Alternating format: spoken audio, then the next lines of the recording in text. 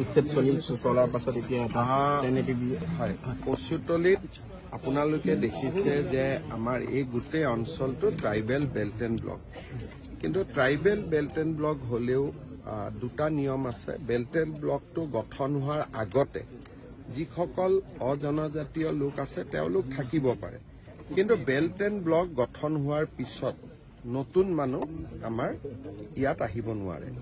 গতিকে যিসকলে tribal belt and block হোৱাৰ আগতে ইয়াত আছিল তেওঁলোকক আমি দিগদাৰ কৰা নাই বা দিগদাৰ কৰাৰ কথা নুঠে, কিন্তু যিখিনি ট্ৰাইবেল বেল্ট এণ্ড ব্লক গঠন হোৱাৰ পিছত ইয়াত আহিলে তেওঁলোকক আমি লাহে লাহে ইয়াৰ পৰা পঠিয়াব লাগিব।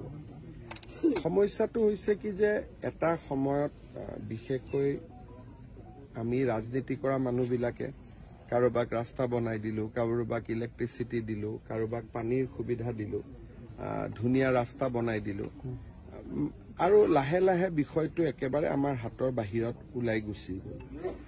কচুতলিত প্ৰায় 1000 বিঘা মাটি আমি এভিকশ্যন কৰি ৰাখিব পাৰিছো, কিন্তু ইয়াত কিছুমান মাটিৰ দালাল আছে, বাৰে বাৰে মানুহখিনিক মাতি আনে। গতিকে এতিয়া আমি মাটিৰ দালালখিনিকো NSAত আমি এৰেষ্ট কৰি ল'ম যদি এই ধৰণে ব্যৱস্থা কৰি থাকে। কালি 2-3জন এৰেষ্ট হৈছে, কিন্তু তেওঁলোকক দীঘলীয়াকৈ এৰেষ্ট কৰিব লাগিব।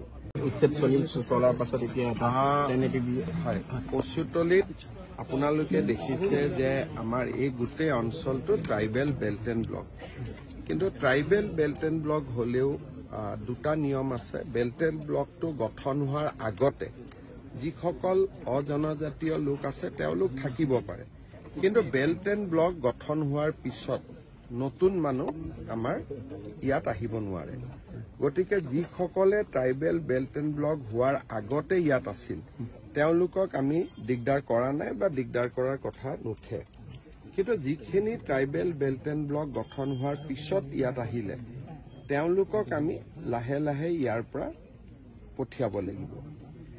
সমস্যাটো হৈছে কি যে এটা সময়ত বিশেষকৈ আমি ৰাজনীতি কৰা মানুহবিলাকে কাৰোবাক ৰাস্তা বনাই দিলো, কাৰোবাক ইলেক্ট্ৰিচিটি দিলো, কাৰোবাক পানীৰ সুবিধা দিলো, ধুনীয়া ৰাস্তা বনাই দিলো, আৰু লাহে লাহে বিষয়টো একেবাৰে আমাৰ হাতৰ বাহিৰত ওলাই গুচি গ'ল।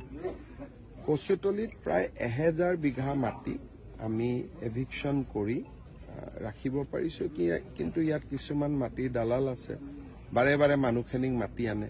গতিকে এতিয়া আমি মাটিৰ দালালখিনিকো NSAত আমি এৰেষ্ট কৰি ল'ম যদি এই ধৰণে ব্যৱস্থা কৰি থাকে। কালি 2-3জন এৰেষ্ট হৈছে, কিন্তু তেওঁলোকক দীঘলীয়াকৈ এৰেষ্ট কৰিব লাগিব। উচ্ছেদ চলাৰ পাছত এতিয়া কচুতলিত আপোনালোকে দেখিছে যে আমাৰ এই গোটেই অঞ্চলটো ট্ৰাইবেল বেল্ট এণ্ড ব্লক, কিন্তু ট্ৰাইবেল বেল্ট এণ্ড ব্লক হলেও দুটা নিয়ম আছে। বেল্ট এণ্ড ব্লকটো গঠন হোৱাৰ আগতে যিসকল অজনজাতীয় লোক আছে তেওঁলোক থাকিব পাৰে, কিন্তু বেল্ট এণ্ড ব্লক গঠন হোৱাৰ পিছত নতুন মানুহ আমাৰ ইয়াত আহিব নোৱাৰে। গতিকে যিসকলে ট্ৰাইবেল বেল্ট এণ্ড ব্লক হোৱাৰ আগতে ইয়াত আছিল তেওঁলোকক আমি দিগদাৰ কৰা নাই বা দিগদাৰ কৰাৰ কথা নুঠে, কিন্তু যিখিনি ট্ৰাইবেল বেল্ট এণ্ড ব্লক গঠন হোৱাৰ পিছত ইয়াত আহিলে তেওঁলোকক আমি লাহে লাহে ইয়াৰ পৰা পঠিয়াব লাগিব। সমস্যাটো হৈছে কি যে এটা সময়ত বিশেষকৈ আমি ৰাজনীতি কৰা মানুহবিলাকে কাৰোবাক ৰাস্তা বনাই দিলো, কাৰোবাক ইলেক্ট্ৰিচিটি দিলো, কাৰোবাক পানীৰ সুবিধা দিলো, ধুনীয়া ৰাস্তা বনাই দিলো, আৰু লাহে লাহে বিষয়টো একেবাৰে আমাৰ হাতৰ বাহিৰত ওলাই গুচি গ'ল।